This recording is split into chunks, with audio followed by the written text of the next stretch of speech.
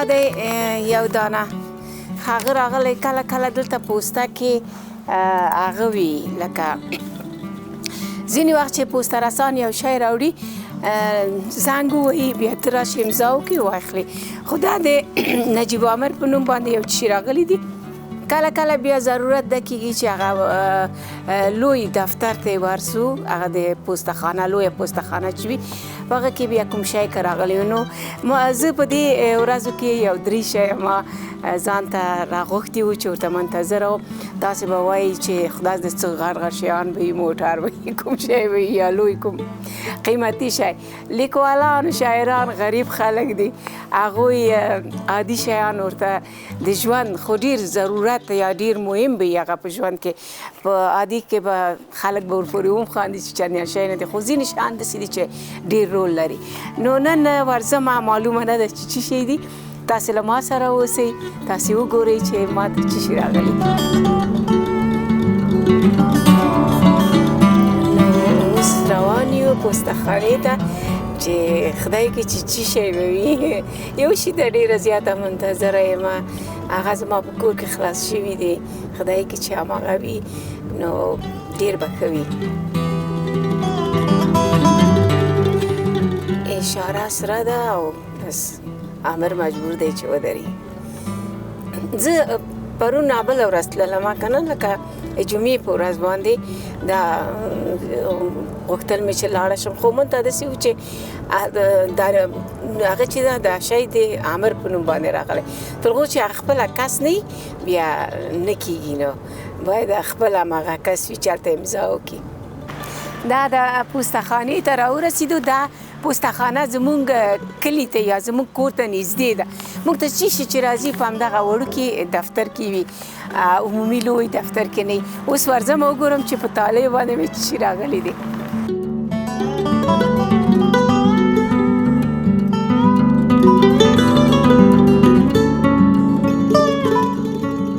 دلته دننه ځمه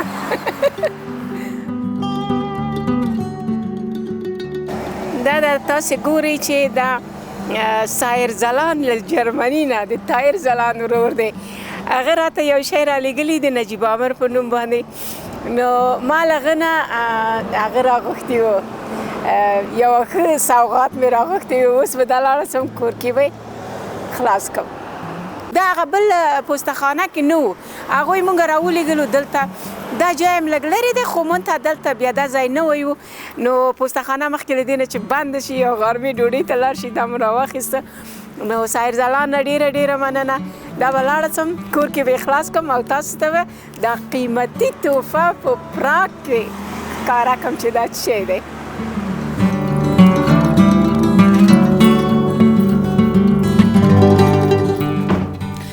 راغللو د تاسو تلوسه ډېره نه پرېږدم کور ته ځمه او هلته یې سر خلاصوم ښه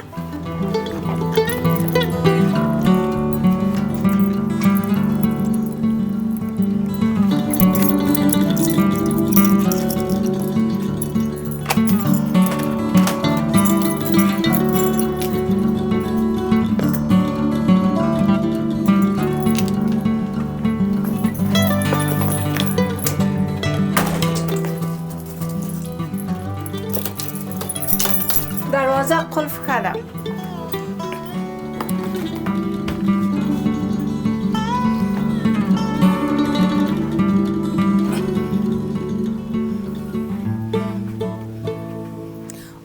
نن می بوټم نه خلاصي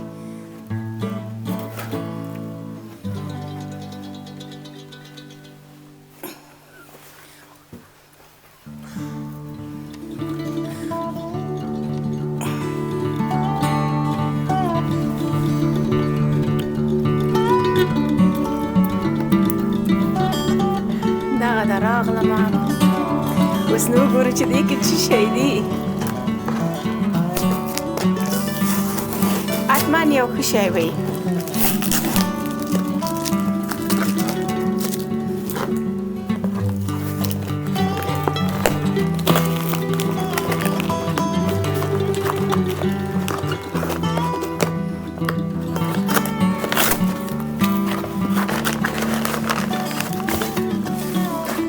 دا پاکټ دی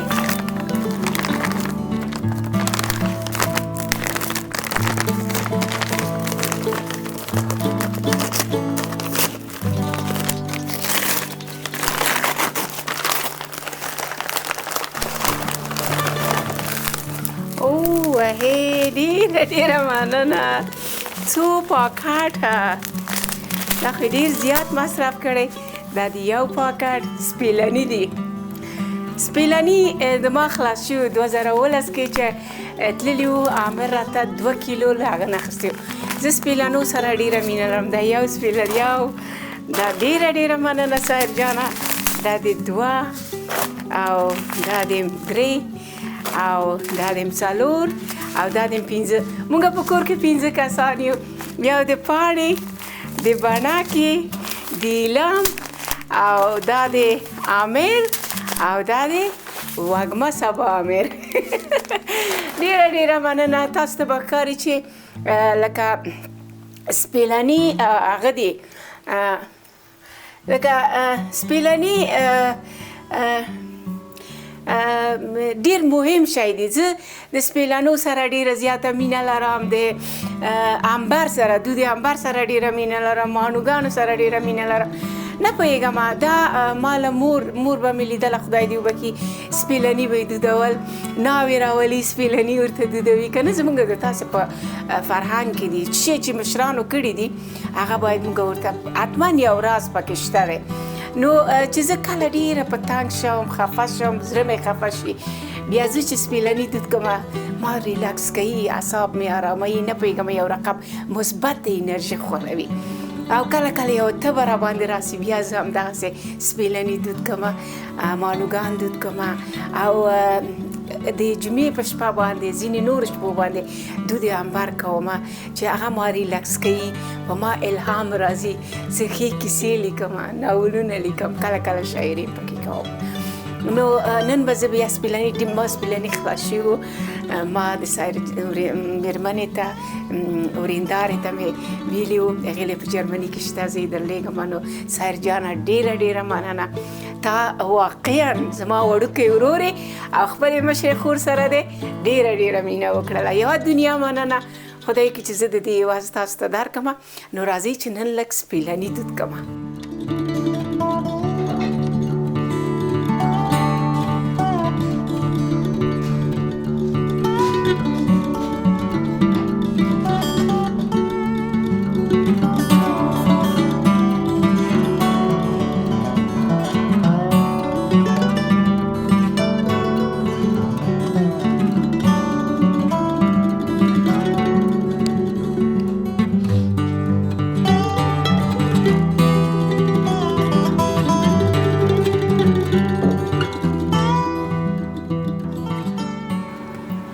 نو نن به لږ سپیلني دود کړمه